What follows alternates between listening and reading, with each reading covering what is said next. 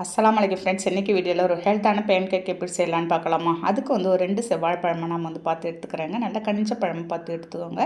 இந்த பழத்தை தோலெல்லாம் ரிமூவ் பண்ணிவிட்டு ஒரு மிக்ஸி ஜாரில் நான் சேர்த்துக்க போகிறேன். இப்போ இதோட ஒரு கப்பு ஃபுல்லாக கோதுமை மாவு சேர்த்துக்கலாம். ஒரு அரை கப்பு நாட்டு சர்க்கரை சேர்த்துக்கிறேங்க. காய்ச்சி ஆற வச்சு எடுத்து வச்சுருந்த பசும்பால் கொஞ்சம் கொஞ்சமாக சேர்த்து மாவு ஒரு திக்கான கன்சிஸ்டன்ஸ்க்கு அரைச்சி எடுத்துகிட்டு வந்திருக்கேன்.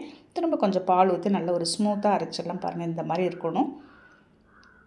மிக்ஸி ஜார் தண்ணி மட்டும் கொஞ்சமாக நான் சேர்த்துருக்கேங்க. அதிலே ஒரு பிஞ்ச் அளவுக்கு சமையல் சோடா, ஒரு பிஞ்ச் அளவுக்கு தூள் உப்பு சேர்த்து நல்லா மிக்ஸ் பண்ணி விட்டுடலாம். இப்போ ஒரு இரும்பு தோசைக்கல்லை ஸ்டவ்வில் வச்சு ஒரு கரண்டி மாவு மட்டும் எடுத்து லேசாக அப்படியே ப்ரெஸ் பண்ணி விட்டுருங்க. அவ்வளோதாங்க. ஒரு ஸ்பூன் நெய் சேர்த்து திருப்பி ஒரு ஸ்பூன் நெய் சேர்த்து லோ ஃப்ளேமில் வச்சு நீங்கள் திருப்பி போட்டு எடுத்துருங்களேன். அவ்வளோ அருமையான டேஸ்ட்டில் இருக்குங்க.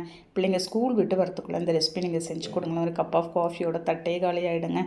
ஸ்வீட் கொஞ்சம் கூடுதலாக உங்களுக்கு தேவைனாலும் நீங்கள் இன்னும் கொஞ்சம் கூடுதலாக போட்டுக்கூட நீங்கள் செஞ்சுக்கலாம். நல்ல ஒரு ஹெல்த்தான ரெசிபி தான். கண்டிப்பாக ட்ரை பண்ணி பாருங்கள். வீடியோ பிடிச்சிருந்தா அப்படியே லைக் பண்ணிவிட்டு ஷேர் பண்ணுங்கள். நாளைக்கு பார்க்கலாம். Okay, thank you, by.